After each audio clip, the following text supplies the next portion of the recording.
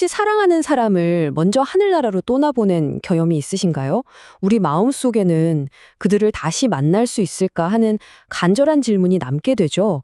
오늘 바로 그 질문, 천국에서의 우리의 삶에 대한 성경의 아주 희망적인 약속들을 함께 살펴보려고 합니다.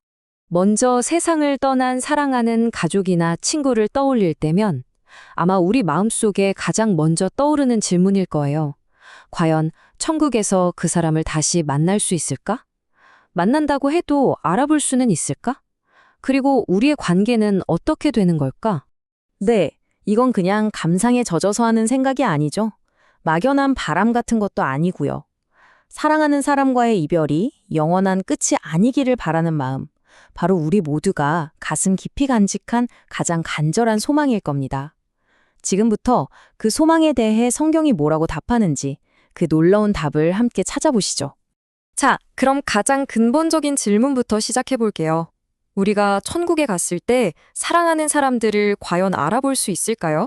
이 질문에 대한 성경의 대답은요, 놀랍게도 아주 명확하고 또 확신에 차 있습니다. 정답은 네입니다. 우리는 서로를 분명히 알아볼 겁니다. 아니, 어떻게 그렇게 확신할 수 있냐고요? 성경에 정말 흥미로운 장면이 하나 나와요. 예수님이 변화산에 오르셨을 때 제자들이 갑자기 모세와 엘리야를 보게 되거든요. 여기서 진짜 신기한 건 제자들이 사진 한 장 본 적 없는 그 사람들을 보자마자 바로 알아봤다는 거예요. 이건 뭘 의미할까요? 천국에서는 우리가 겉모습을 넘어서 훨씬 더 깊고 영적인 방식으로 서로의 존재를 온전히 알게 된다는 걸 보여주는 거죠. 이것뿐만이 아닙니다. 더 확실한 증거가 있죠. 바로 예수님의 부활인데요. 부활하신 예수님의 모습이 바로 우리가 부활했을 때의 모델이거든요. 막달라 마리아는 예수님의 음성을 듣고 바로 알아챘고 제자들도 그분을 보고 즉시 주님이라는 걸 알았어요. 모습은 훨씬 영광스럽게 변했지만 그분의 정체성은 그대로였던 것처럼 우리도 똑같을 거라는 겁니다. 그리고 이 구절이 정말 결정적입니다. 천국에서는 우리가 지금처럼 뭔가를 희미하게 아는 게 아니라 얼굴과 얼굴을 마주하고 온전히 알게 될 거라고 약속해요. 우리의 알미 더 부족해지는 게 아니라 오히려 완벽해진다는 거죠. 자, 그럼 이제 다른 사람을 알아보는 걸 넘어서 우리 자신은 천국에서 과연 어떤 모습일지 한번 들여다볼까요? 성경은 우리의 변화를 이렇게 극명하게 대조해서 보여줍니다. 지금 우리의 몸은 언젠가 썩고 약하잖아요. 하지만 부활 후에 우리가 입게 될 하늘의 몸은 썩지도 않고 영광스러우며 아주 강한 몸이라고 해요. 더 이상 아프지도 늙지도 약해지지도 않는 완벽한 몸인 거죠. 그러니까 핵심은 이거예요. 우리는 예수님처럼 영광스럽게 변할 겁니다. 하지만 그렇다고 해서 우리의 개성이나 정체성이 싹 사라지는 건 아니에요. 우리는 여전히 나 자신이지만 모든 죄와 약점에서 완전히 벗어나서 그리스도의 형상을 온전히 닮은, 말하자면 가장 완벽한 버전의 나가 되는 겁니다. 자, 이제 아마 많은 분들이 제일 궁금해하실 조금 더 복잡한 질문으로 넘어가 볼게요. 이 땅에서의 우리의 관계들, 특히 가족 관계는 천국에서 대체 어떻게 되는 걸까요? 예수님께서 천국에서는 더 이상 결혼하는 일이 없을 거라고 말씀하셨어요. 어떤 분들은 이 말을 듣고 좀 실망할 수도 있어요. 하지만 이건 사랑이 끝난다는 뜻이 절대 아닙니다. 오히려 그 반대죠. 이 땅에서의 결혼이라는 제도는 사실 더 위대한 실체의 그림자 같은 거거든요. 그 실체가 뭐냐? 바로 우리 모두가 그리스도와 완벽하게 하나가 되는 겁니다. 그 궁극적인 연합을 이루니까 그림자였던 지상의 제도가 더는 필요 없게 되는 거죠. 맞아요. 관계가 사라지는 게 아니라 변하고 온전해지는 겁니다. 업그레이드 되는 거죠.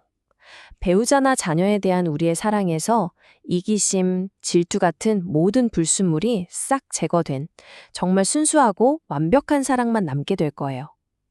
그리고 이 땅에서처럼 제한적이지 않고 모든 사람을 무한히 사랑할 수 있는 능력을 갖게 될 거고요. 혹시 천국 하면 구름 위에 가만히 앉아서 하프나 연주하는 그런 좀 지루한 곳을 상상하셨나요? 에이, 전혀 그렇지 않습니다.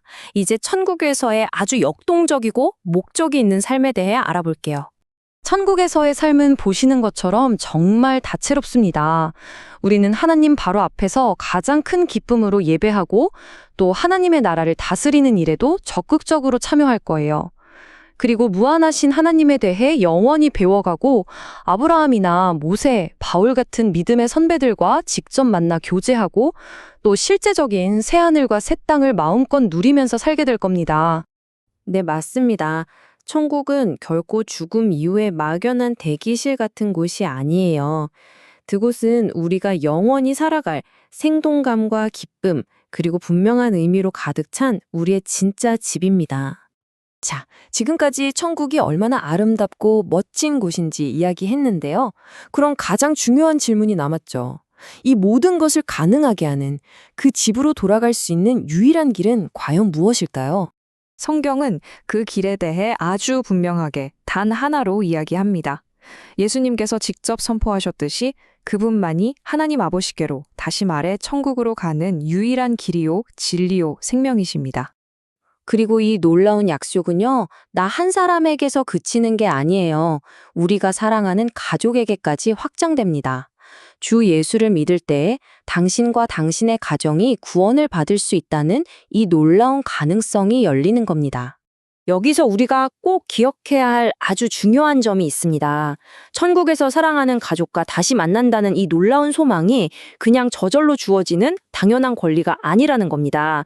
이것은 오직 예수 그리스도를 나의 구원자로 믿는 그 믿음을 통해서만 값없이 주어지는 선물입니다. 이 모든 약속들을 종합해서 한번 그림을 그려볼까요?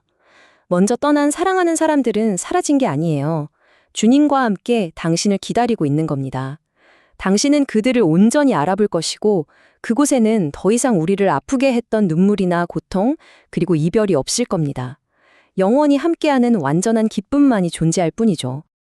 그래서 마지막으로 여러분께 직접 묻고 싶습니다.